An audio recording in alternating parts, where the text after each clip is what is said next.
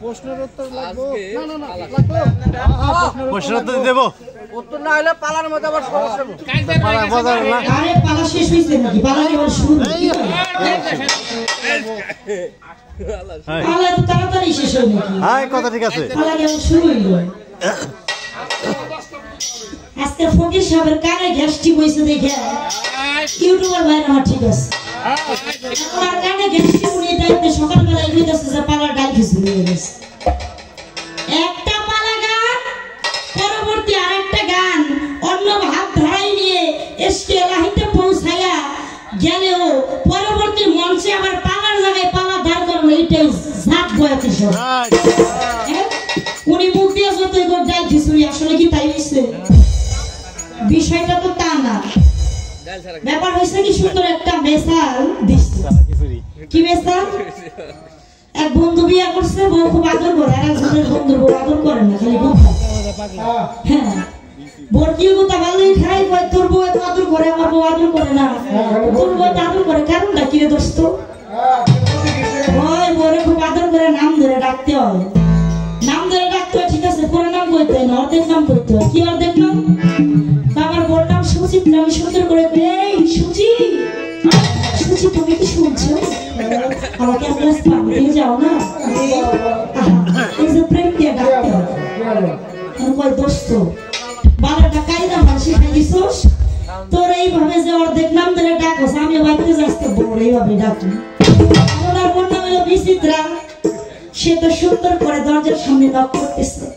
বিচিত্রা তো সেটা তো বলে না বলে কি এই বিচি বিচি তুমি কি রুমে আছো তুমি দরজাটা একটু খুলো তো খুব প্রেম দিয়া বিচি করে ডাকতেছে আরে কইতেছে গোলামের বউ তুই বিচি বিচি করতেছিস আস্তে করে দেখাইতেছিস আমার মধ্যে কোন মিশি পাইলে এরকম একটা ভাষা ফকিসা বলে গেছে না আমি তো ওইটি কইতেছি না আমরা আলেম মানুষ আল্লাহর কোরআনের আয়াত জায়াত সূরা কাসির সব শুনবো আলেম মানুষের মুখে দাঁড়াই গুলা মানায় না একটা ব্যবসা বাড়বে না এটা বিষয়ে যদি থাকে ফকির সাহেবেরা জাতা কইতে হবে আমি ওইসব কইতে পারি না আমাদের পবিত্র মুখ পবিত্র জবান এখন সে ওইটার সাথে মিলাইতেছে যে ওই যে অর্ধেক কইলে এরকম একটা ব্যাপার স্যাপার মানে ওই যে মিলাইলো আর কি বিচিত্রার বিচি দিয়ে তো উনি আই মিলাইলো কি যে আমি গান করেছি শরীয়তের ভূমিকা নিয়ে কি পরে একটা গান করলাম কি পাগল বানাইলিয়া ভাই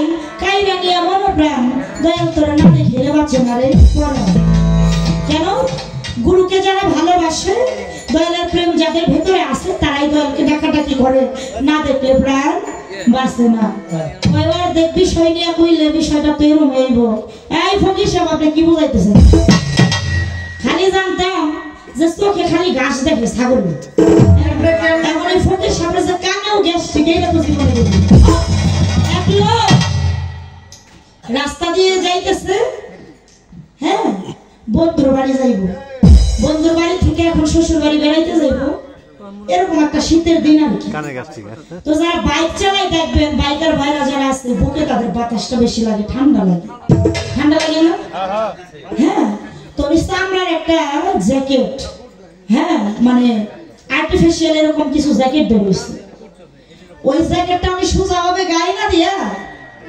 উল্টা করে গায়ে দিচ্ছে মানে ওর পিছনটা সামনে দিচ্ছে আর সেন সিস্টেম ওইটা পিছনে দিচ্ছে দেওয়ার কারণটা কি যাতে বাতাসটা বুকে না লাগে উনি সুন্দর করে বাইক চালায় যাইতেছে শ্বশুর বাড়ি যাইব বুঝলি তো মনটা খুব ঠান্ডা বল লাগে দেখা সাক্ষাৎ করবো শীতের দিন বুঝলেন না লাভ সাক্ষাৎ আলাদা তো বাইক চালাইতেছে একটু কুয়াশা ছোট রাত তো উনি মোটর সাইকেলের তো হেডলাইট থাকে একটা আর তার উল্টা দিক থেকে বড় একটা ডিস্ট্রিক্ট ট্রাক আসতেছে ট্রাকের কিন্তু হেডলাইট থাকে দুই পাশে দুইটা কি বাবা ঠিক কি তখন ওই ব্যাগগুলো ভাবতেছে যে কুয়াশা তো দুই পাশে দুইটা হেডলাইট দেখা যাইতেছে মনে করতেছে আমি শ্বশুর বাড়ি যাইতেছি আমার মতো আরো দুইজন মনের সুখে পাশাপাশি করে বাইক চালায় আসতেছে তাও কইতেছে যে জায়গা মনে বড় আনন্দ যেহেতু মাঝখান দিয়ে ফাঁকা জায়গা ওরা তো দুইজন দুই পাশ দিয়ে যাইতেছে আমি সাইড না দিয়ে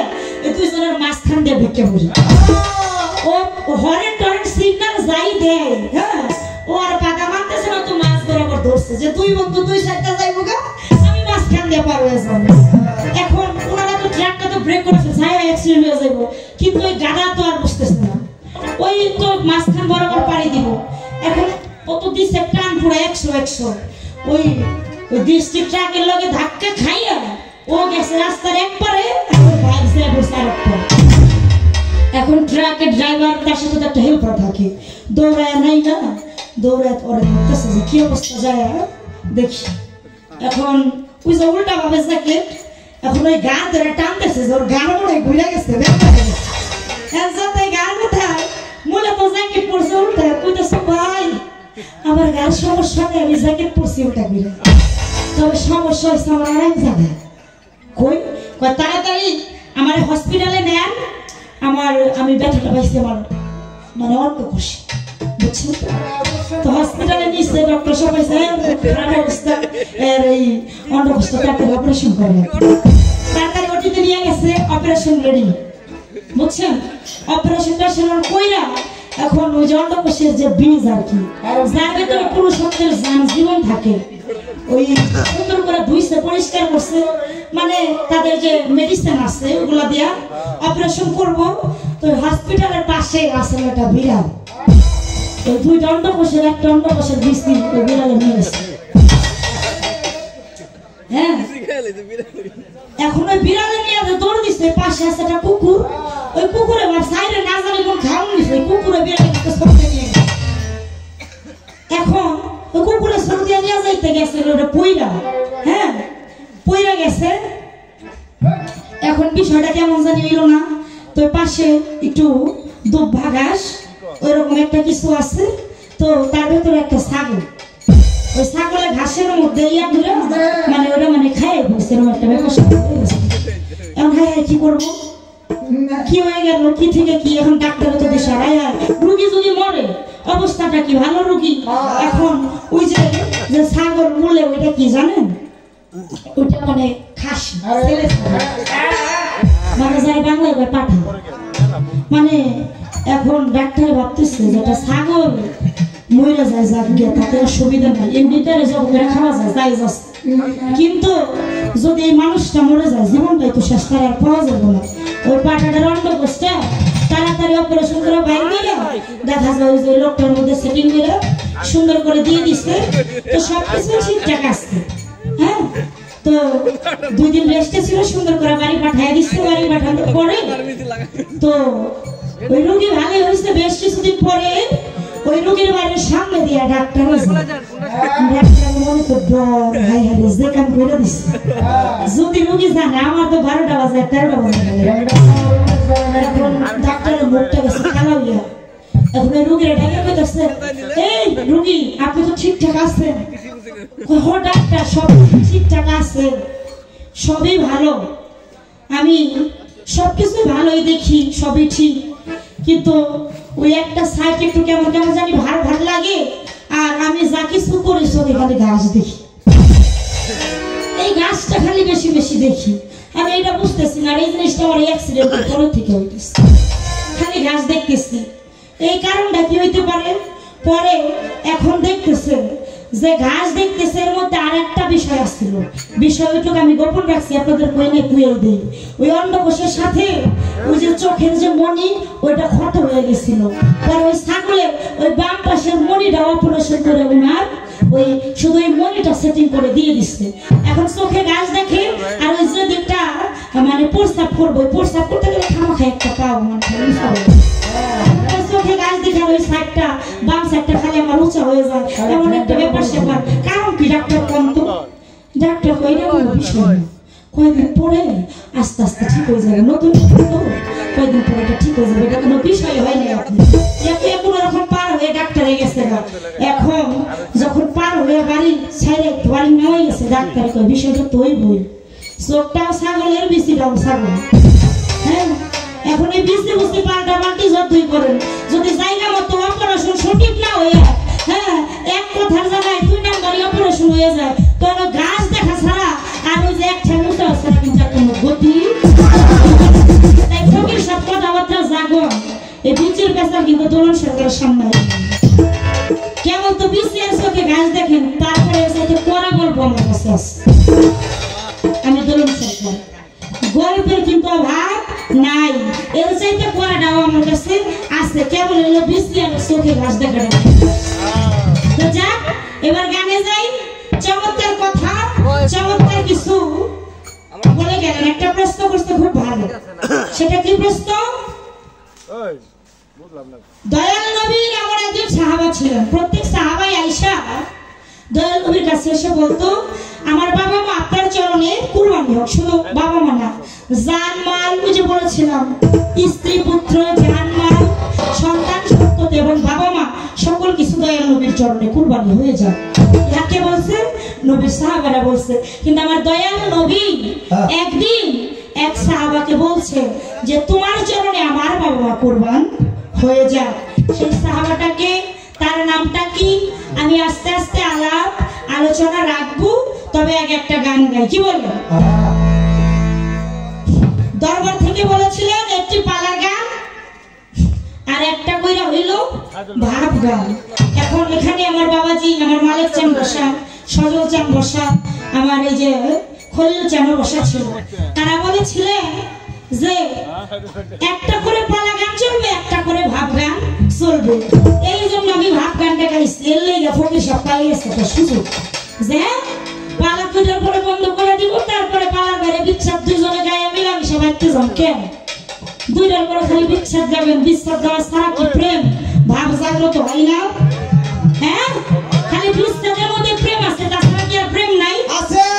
ফকিরদের ভেতরে প্রেম আছে, আনন্দের ভিতরে কি প্রেম নাই? গুরু ধরা এটা একটার ভাবনা মারি ফেলে নিয়ে যাবেন, এটা আপনারা পাইছেন। আমি বলেছিলাম তরিকতে দাখিল হওয়া, আত্মসমর্পণ করা, এটা আমার শরীয়ত। তবে আত্মসমর্পণ করার পরে ওই গুরুর দরবারে গিয়া যেই আত্মতত্ত্ব ভেদ অর্থাৎ মারিফতের ও হেতুনিয়াতে পৌঁছায়া যে অন্তর্নিহিত সত্তা, যে বিষয়গুলো আছে, ওইগুলো হলো মারফত সত্তা। কিন্তু মুরিদ আত্মসমর্পণ করা নবীর কালেমা পড়ে পায়া হয় না, আমার শরীয়ত। এটা আপনি গানে বলে গেছেন সূরা ফাতিহার 10 নম্বর, আমার কি কোরআন পাতার কোরআন 30 পারা, এটা আমার শরীয়তের কোরআন। আর 40 পারা এটা হলো আপনার তেল কোরআন। তাহলে আপনার তেল কোরআনের কথা বলেন, আমার পাতার কোরআন নিয়ে টানাটানি কেন করেন? হ্যাঁ, এই পাতার কোরআন সূরা ফাতিহার 10 নম্বর আয়াতে বলেছে বিসমিল্লাহির রহমানির রহিম, ইন্নাল্লাযিনা ইউবাইয়ুনাকা ইন্নামাউ ইউবাইয়ুল্লাহি ইয়াদুল্লাহি ফাওকা আইদিহিম। আমার আল্লাহ বলে, হে আমার রাসূল, আপনার হাতে যারা হাত দিয়ে মুরিদ হইল, আপনার হাতের উপরে আমি আল্লাহর কুদরতি হাত রয়ে আছে। সুবহানাল্লাহ।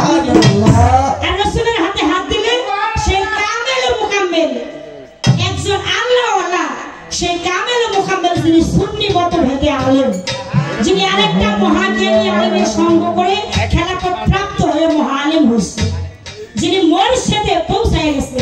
এখন এই যে মুরিদ হওয়া, তরিকতে দাখিল হয়, এটা একতরফা যে মারিফতে নিয়ে যাবেন, বিষয়টা এমন না। আমার শরীয়তের কর্ম মুরিদ হওয়া।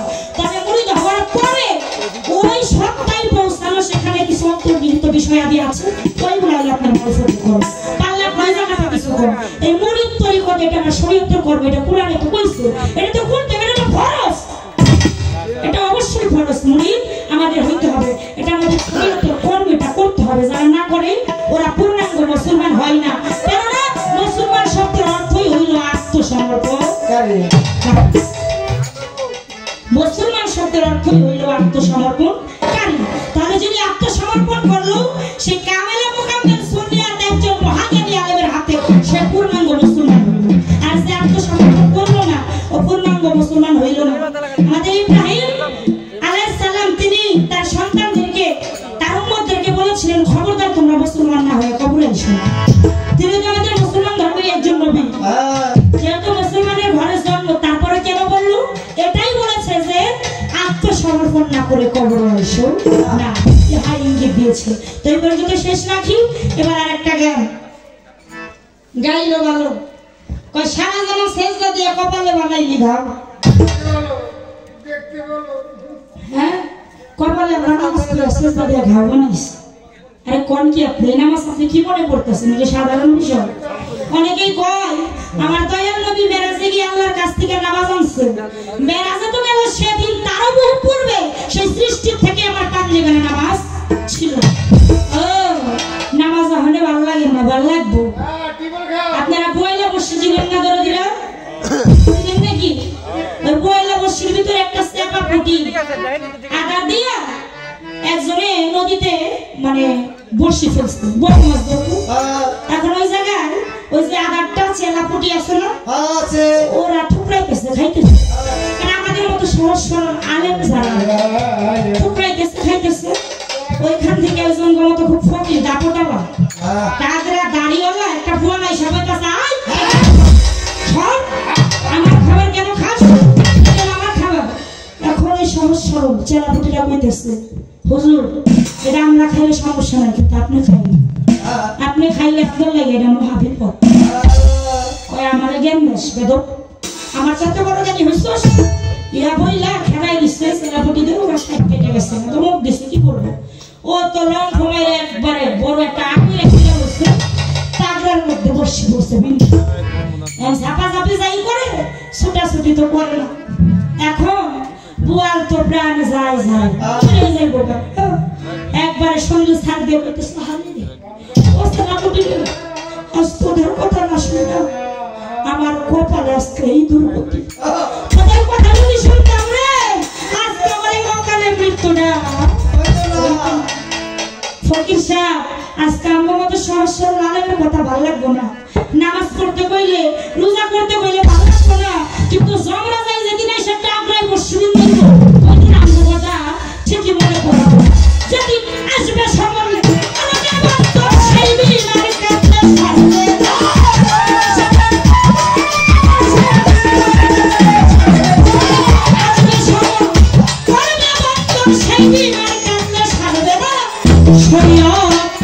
আসল পুঁজি মন্ত্রে কাজে তাও জানো না আসল পুঁজি মন্ত্রে কাজে তাও জানো না